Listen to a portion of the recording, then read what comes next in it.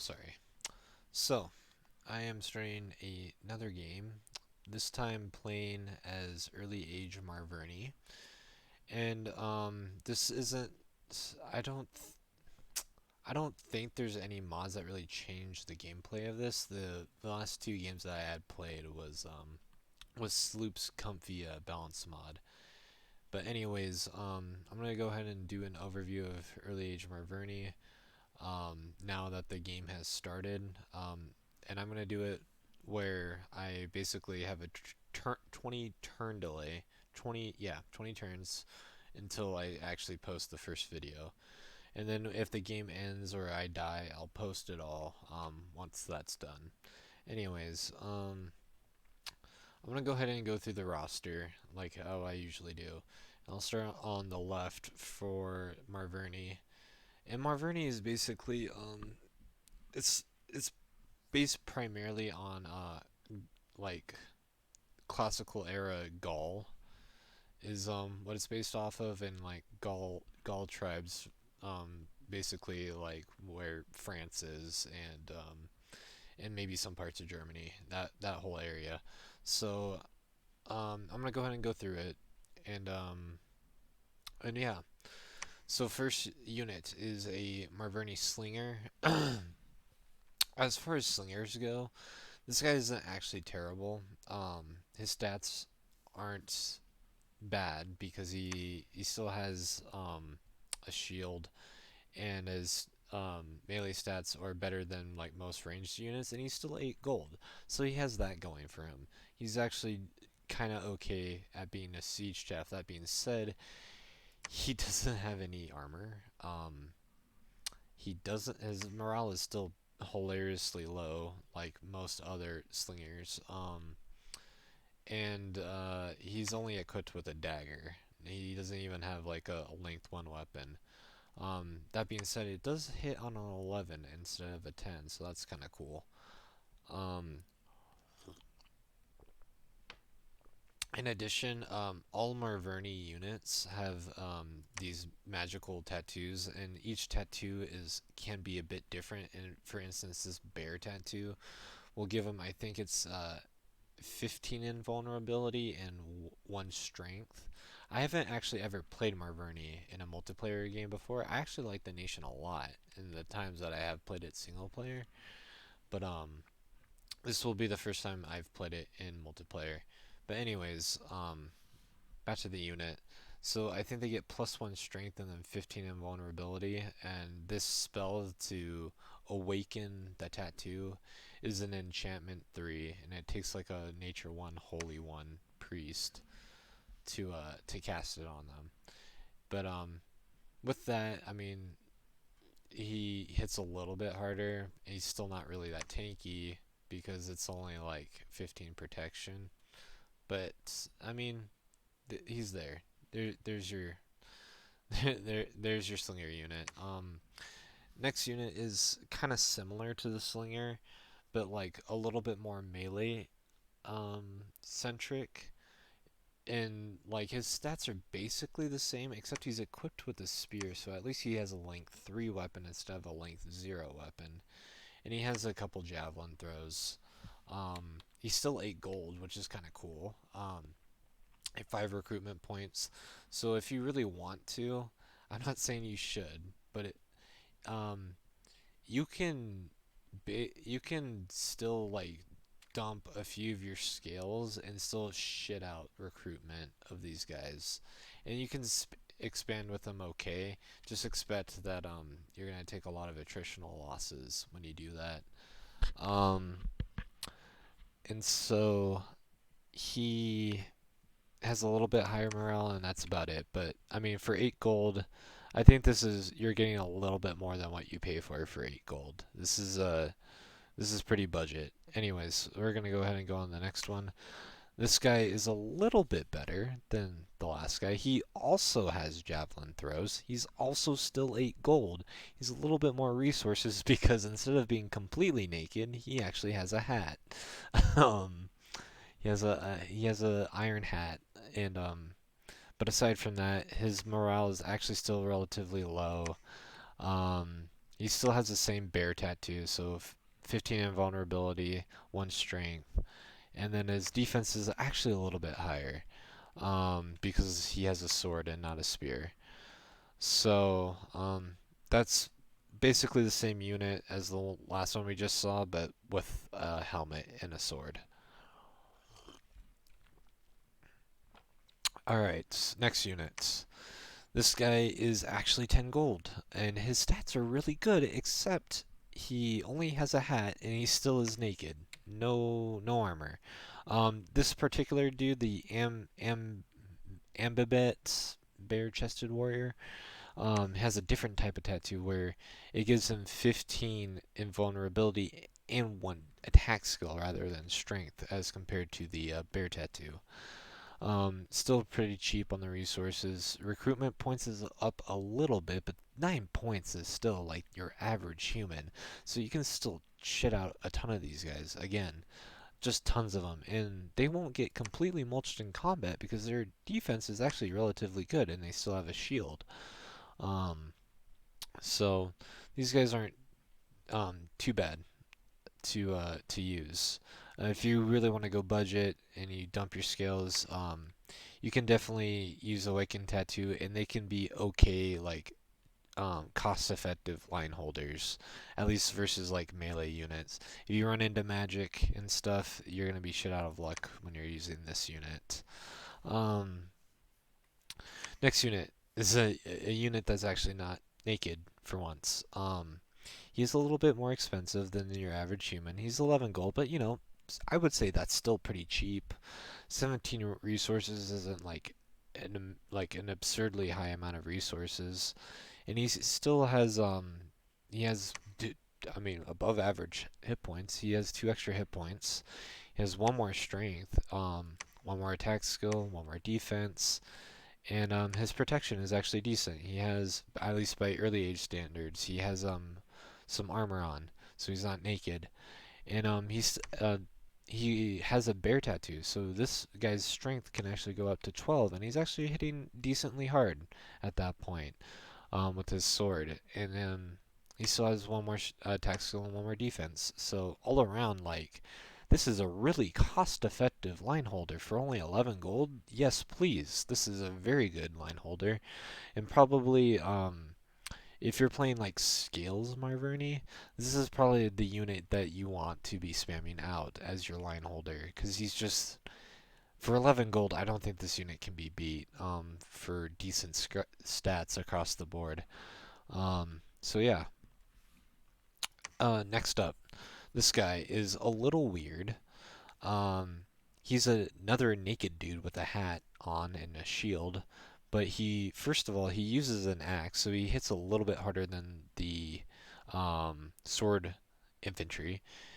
He also has 11 strength and not 10 as compared to the other bare-chested warriors. A little bit higher HP.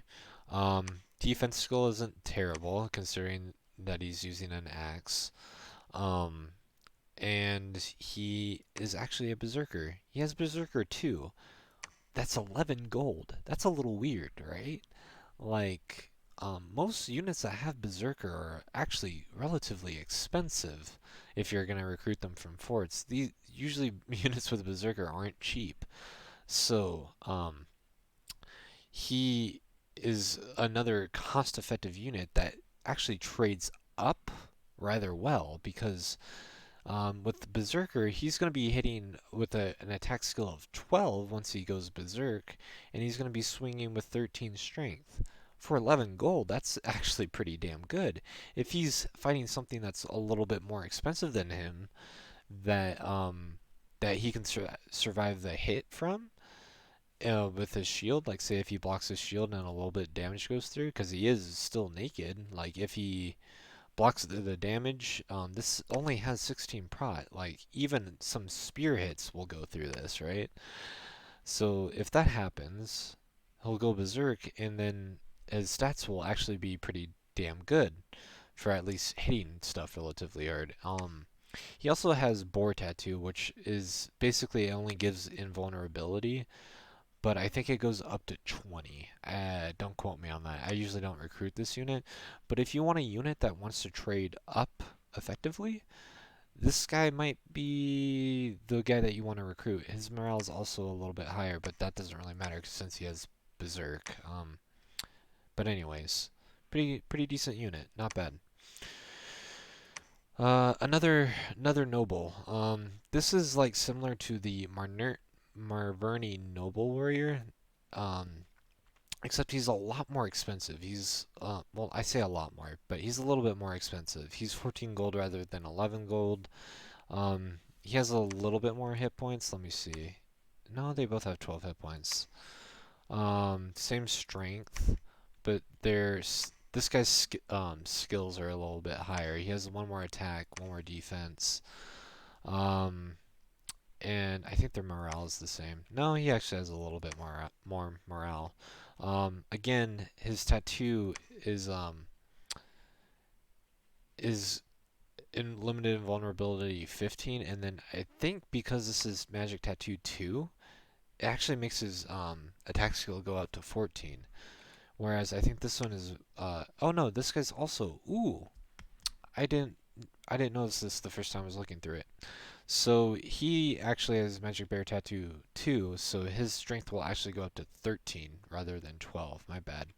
But anyways, this guy's attack skill will go up to 14, 15 invulnerability. Very decent line holder. These two, I want to really argue which one you recruited. I mean, these would both get the job done. If if you had the extra money and you wanted to splurge, you could get these guys rather than these guys. But I think these guys are still not bad line holders. Um, these noble warriors are a little bit interesting in that they actually have Berserker 3 rather than 2. So they're already better than the other bare-chested warriors that we were looking at earlier. And so their attack skill will go up to 14, and their strength will also go up to 14, which is insane, by the way. Really hard-hitting unit for 15 gold. That is, that cannot be understated. This guy will trade up with, like, giants pretty effectively, I would say.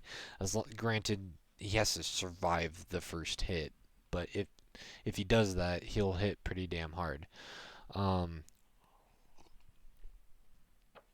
Again, board tattoo 3.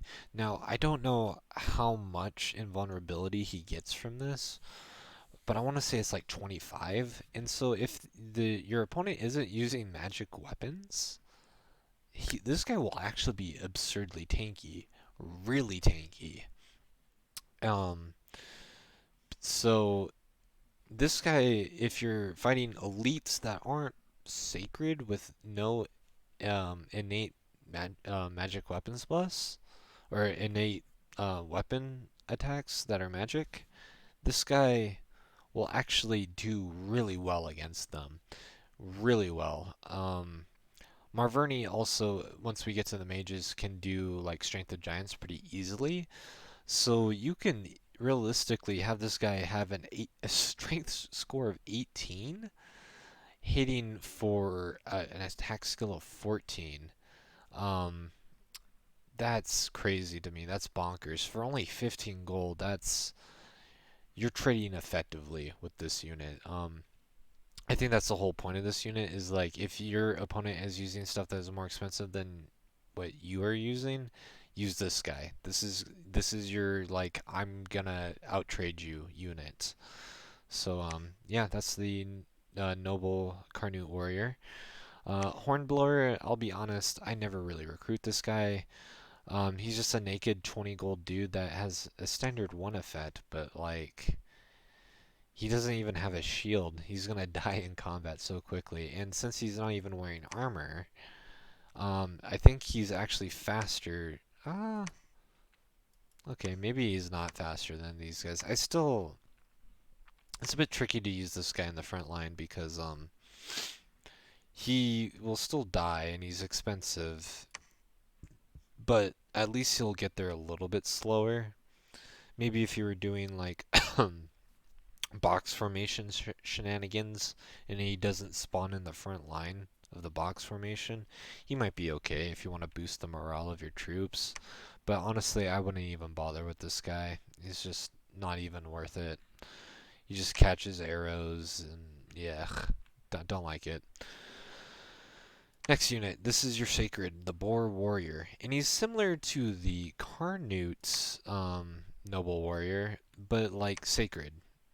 And so he has Magic Boar Tattoo 5, which makes him absurdly tanky once you bless him and awaken tattoos. He does something like against mundane attacks, I think it's like somewhere in the 30s protection, which is absurd. Um, Granted, that doesn't really help you that much because most people take magic weapons on their bless. But I mean, hey, it's there. Maybe if you're fighting against non-sacred elites, he'll be super duper tanky. Anyways, he actually has a really impressive stat line. I think this unit gets overlooked a lot because you could do something crazy with this guy. If you take something like a strength and attack skill bless, he can easily trade upwards with other like units that you wouldn't even think of. Like this guy could honestly trade upwards with like Hinam Raphite warriors. Um, Granted, the Hinam player has to take like something weird like a stat resist bless. Um, if they take a stat resist bless, this guy would easily chop through him if you took um, a strength and attack skill bless easily. He has Berserker 4, so if he gets wounded, his strength will jump up to 16. You cast Strength of Giants on him, that goes up to 20. In addition to any other strength bless that you have, this dude will be chopping things in half. It doesn't matter what it is. He's gonna hit really fucking hard. Um, and for only 24 gold, you can take like an 8 Dominion and like strength and attack bless and just shit these guys out, and you could easily trade with elves if they aren't taking like a defense bless, which some elves do and some elves don't. It depends on the player.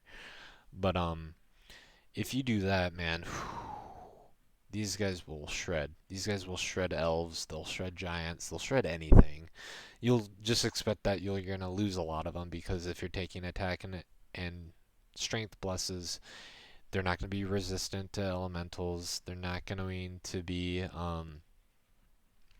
you're going to lose them in attrition because their defense is going to be terrible. But as long as you apply them in the right scenario against other people's sacreds, this guy will do wonders for you. He is very good. I like this unit a lot. All right. Next unit is a weird one. Because it's a cavalry unit, but it's not a good cavalry unit because it doesn't have a lance. I don't know why it doesn't have a lance, but it doesn't. I guess it's because it's based on Gallic tribes, and Gauls didn't use lances. If they fought on horseback, it was literally a dude with a sword on horseback. Maybe a spear. I don't know. They didn't have couched lances back in the day, I don't think. Anyways, um, he's kind of expensive because you don't have that devastating first hit. He doesn't even have a hoof attack, which is really weird to me. That most like kind of like elite cavalry do, which I think this is what this guy's trying to be. Like his stats are actually pretty good. He just is missing the lance and the hoof attack. If he had the lance and the hoof attack, this would be amazing. I would be all over this guy, but he doesn't. Um, so that being said, 12 hit points, 13 protection, like all the other noble warriors. 11 strength, not anything too stand out, but really good defense at least. He has 11 base, 3 plus 3 because he's mounted, and he has a shield. So that brings him up to a nice 17 defense skill. And he has a magic horse tattoo 1, which gives them 15 invulnerability, and I think he gives him 1 defense, and he moves like as if he has swiftness, I think. I think it improves his combat speed by 30, but that's not really important. The important thing is like he doesn't have he just doesn't have the attack density. And if you're paying 25 gold for a line holder that doesn't have good attack density and there's only 2 to his square, and he's not even particularly tanky because he still only has 13 protection value, is a little bit painful to me. I usually don't recruit this guy. Maybe if you wanted to, if you noticed your opponent was like not bodyguarding his commanders correctly and he had them like sitting in the back, you can awaken tattoos on these guys and do like hold and attack rear, and they could do some shenanigans like that. But otherwise, I honestly wouldn't really recruit these guys. They're just not gold efficient for what they are, mostly because of the missing attacks. But he does throw javelins, which is a little weird for which most cavalry units don't do. So that's a cool thing about him, I guess. Anyways, onto the mages and the commanders. I'll start from right to left. This is your big head honcho guy. He is your big earth mage and big astral mage. So he has base magic pass. He has 2 earth and 2 astral, in addition to 2 randoms of water, earth, astral, and nature. So this means he can get up to earth 4, astral 4, and also nature 2 and water 2. And all of these cross paths are good, all of them. Okay, maybe less so on the water ones, but the water ones can still do some really cool stuff. Especially um, the water elder druids can actually help you break into water provinces pretty easily because a lot of them can do sphere of powers and just shit out water elementals like crazy. That's not particularly hard to deal with them. So, anyways, I'm getting ahead of myself. You have basically access to all the big astral earth um, spells, sorry, and battle enchantments. And you also are able to do really effective communions. So all of these pass, like you can boost these guys up to like to just cast anything in these pass. They're really good. And so um, you you could argue you would take an unaging bless for just these guys specifically, because unaging would definitely put them under the threshold, um, and they're just really good. Um, they are slow to recruit. They are cap only. So probably don't want to recruit these early game. I wouldn't recruit them earlier than like say turn 14 or something like that. Not until you at least have your second fort up. But once you get mid game, these guys will help you out so much. Yeah, great unit, love them. Okay, Boardlord, he is basically the leader of these guys. I don't really recruit him. He has Berserker 5. I don't even think I've even looked at that before. Berserker 5 Magic Tattoo Boar 6. You know what? I wonder how tanky this motherfucker gets. Huh, I never really thought about that. You know what, dude? Now that I'm looking at it, this guy ain't that bad. Stick a sword of sharpness on this guy, and he'll chop up anything.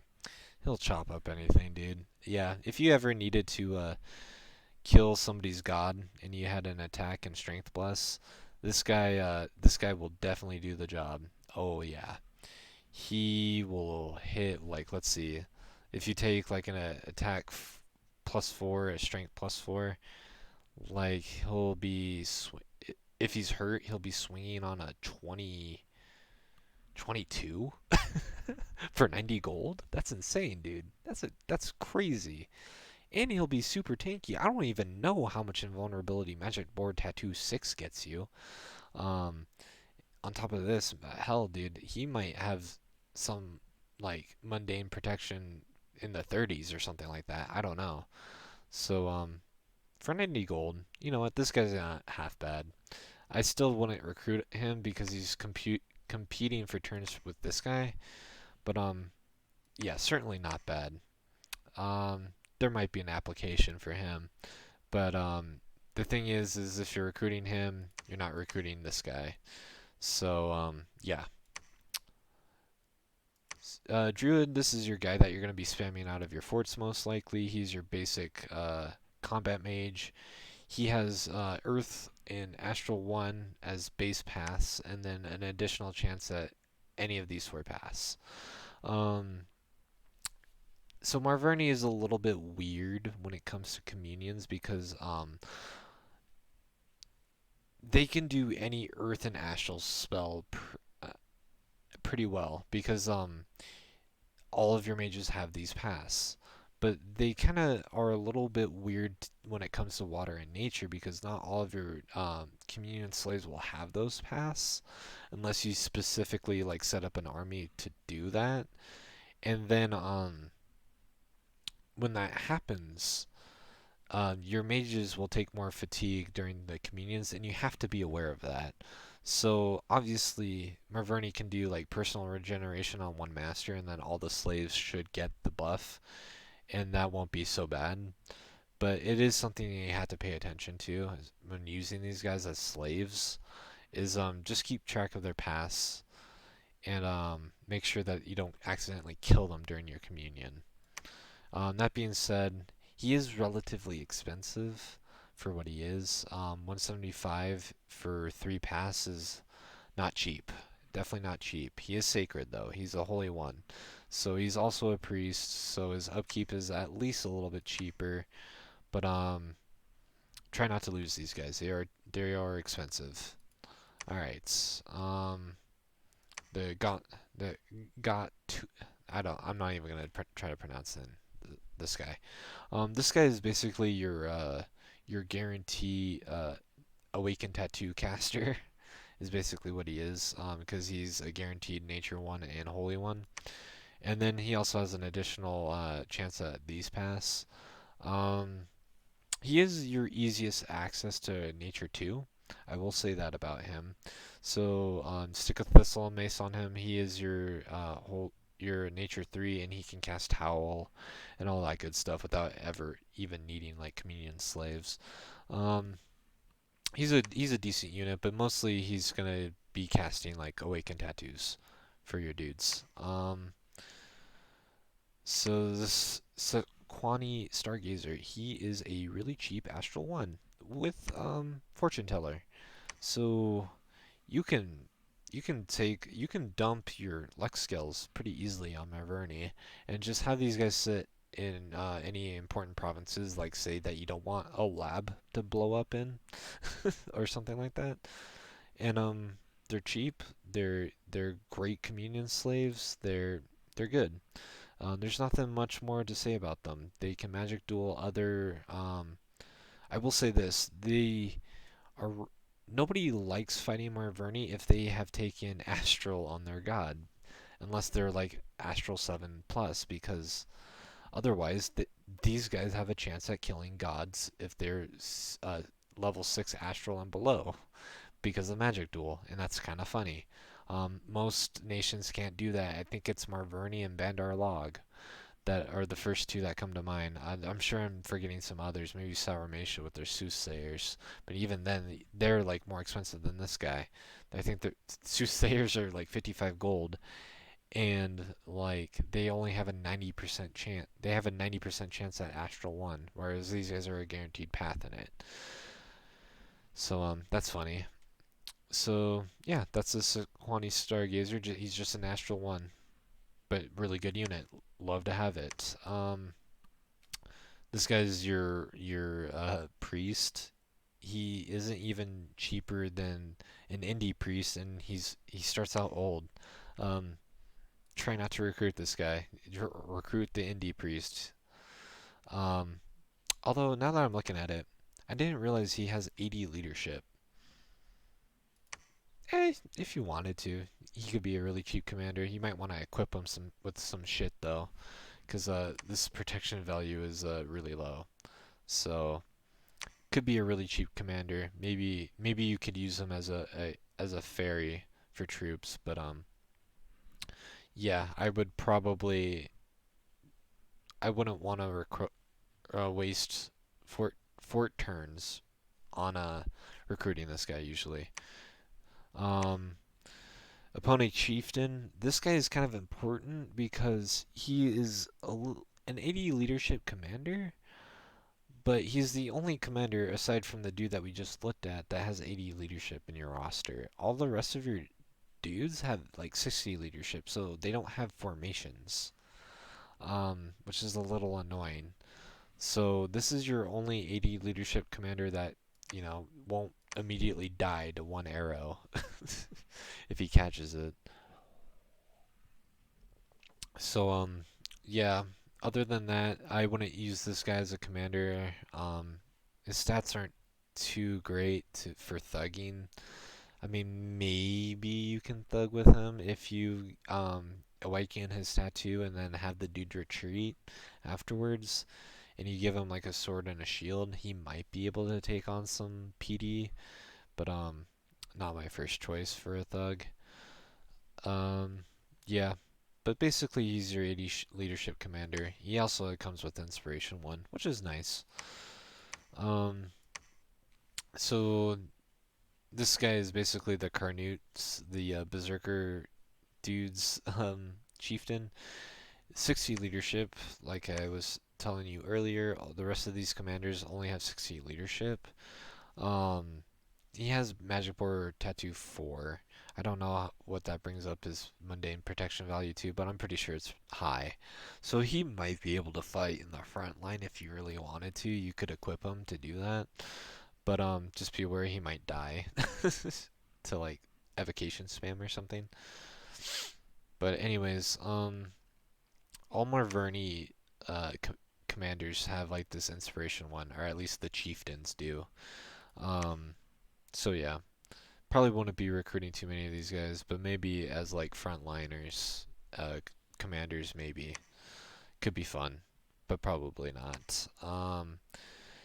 This guy is basically the blue pants chieftain.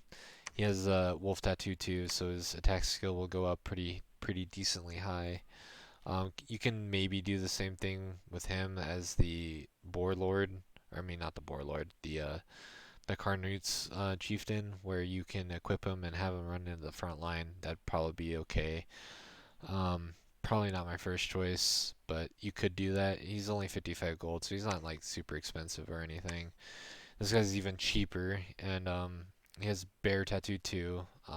So strength will go up to 14, protection will go up to 15, blah blah blah. And yeah. Uh 60 leadership, nothing more to add.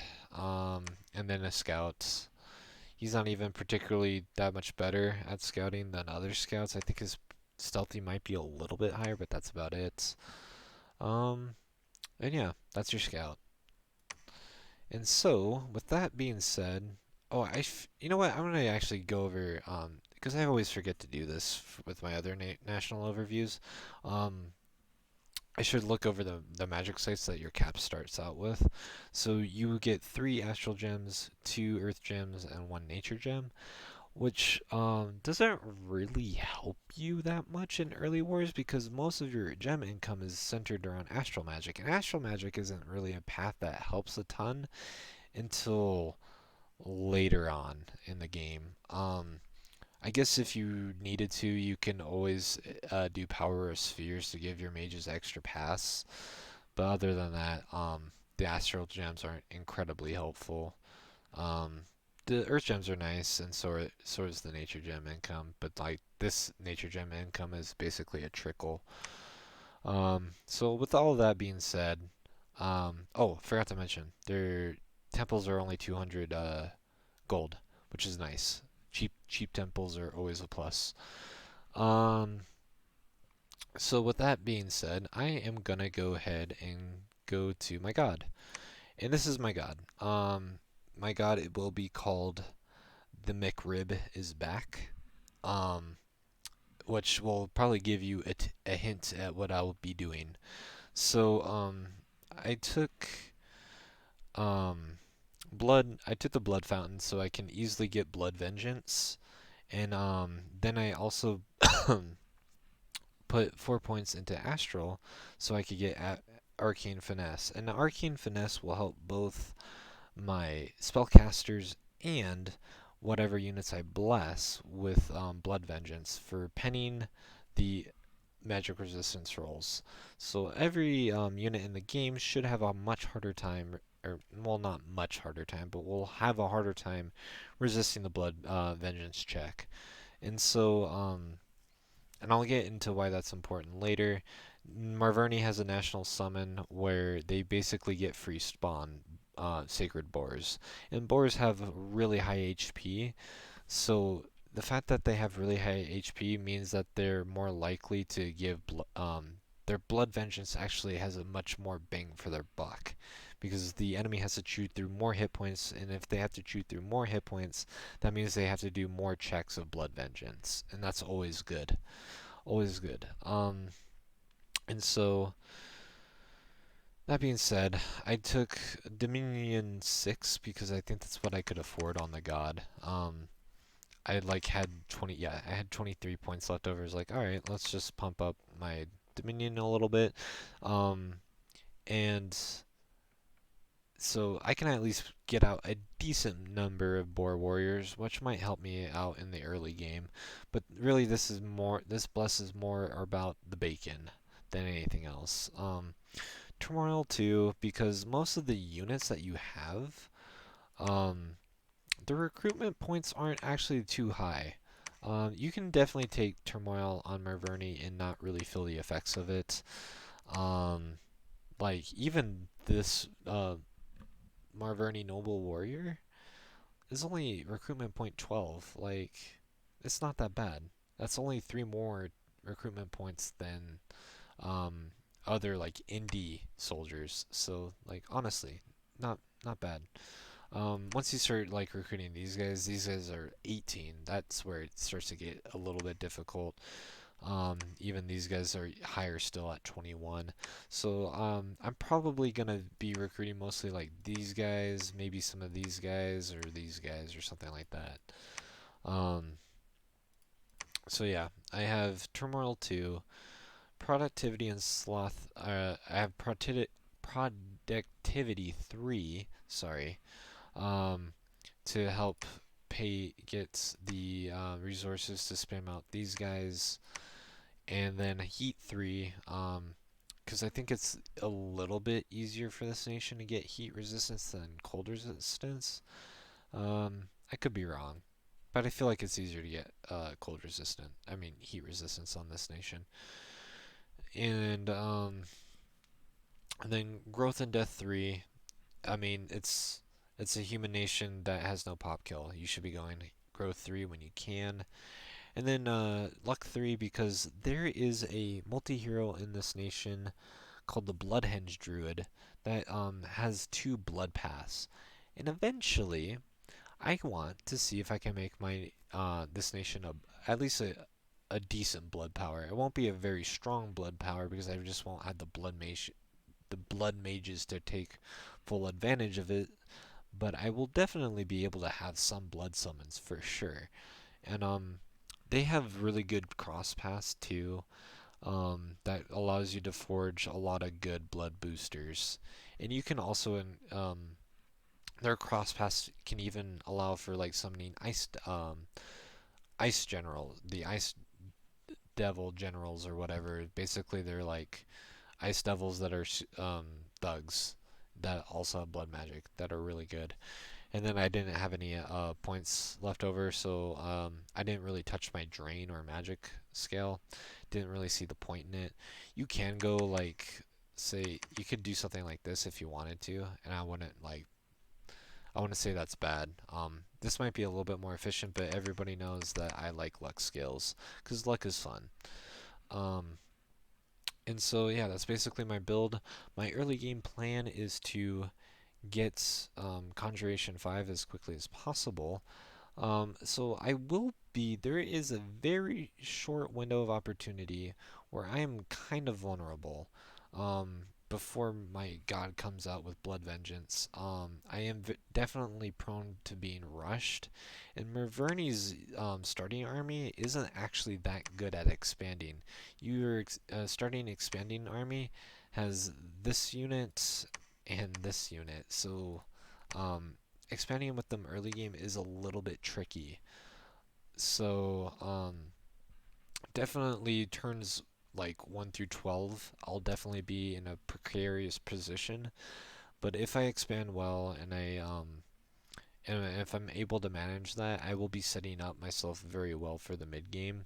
I will say this: if you're taking this bless, be mindful of your evocations. You can definitely friendly fire your own mages with this bless. Particularly with Gifts of Heaven. Be careful. Um, so yeah, this is a fun god. I don't think this is the most efficient way that you can play Marverni, but it is a fun way, and I'm always a big fan of the pigs. So that's basically my overview of early age Marverni, and once I hit turn 21 in game, I'll start posting the turns, and I'll see you next time.